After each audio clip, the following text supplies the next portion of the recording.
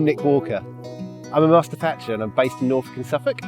Up on a roof at the moment, but pretty shortly I'm heading over to Reading to the Museum of English Rural Life to go and have a look at some old thatching tools which they have there. I'm really excited.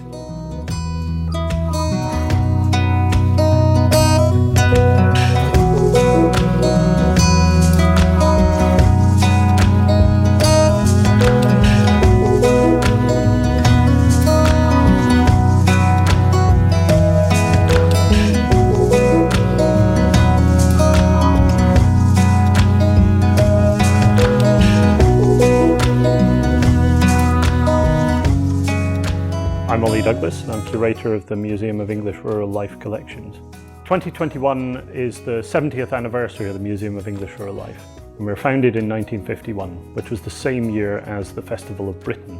So what we wanted to do this year was invite people to respond to collections that connect in some way with that foundational year, with 1951. Amongst those things are included objects that were on display at the Festival of Britain, including a set of thatching materials.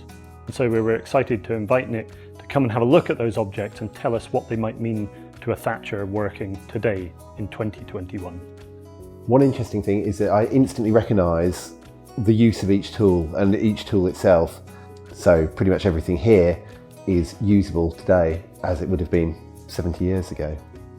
Now these are leggets and they are used for pushing the reed or wheat straw into place. They become an extension of your arm almost. They become part of you. Because of that, you want something which feels right. So this rather fearsome looking object is a hanging ladder or a biddle. I use these every day. The ones I have are modern ones and they're made of aluminium with checker plate boarding, but the design, the pattern is almost identical. And a tool specific to thatching, a wonderful thing, made especially for the job. Mallets are used by all sorts of crafts and trades. That would have been used for driving in the twisted hazel pegs which we use, called spars in most of the country, or broaches if you're from Norfolk or Suffolk, springles if you're from Essex, or spits if you're from Cambridge, scallops if you're Scottish.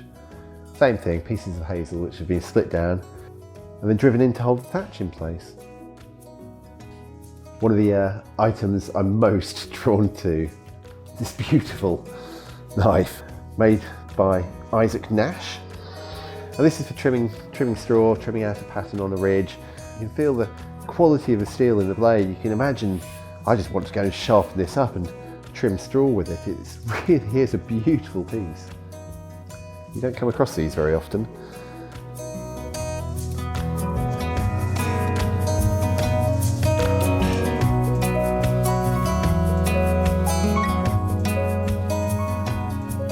It makes me really happy getting to see these old tools, getting to touch them.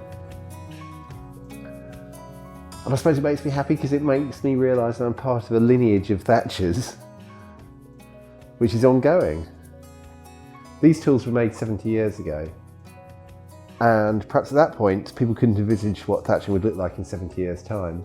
And it makes me wonder what thatching will be like in 70 years' time from now. I think it'll be much the same.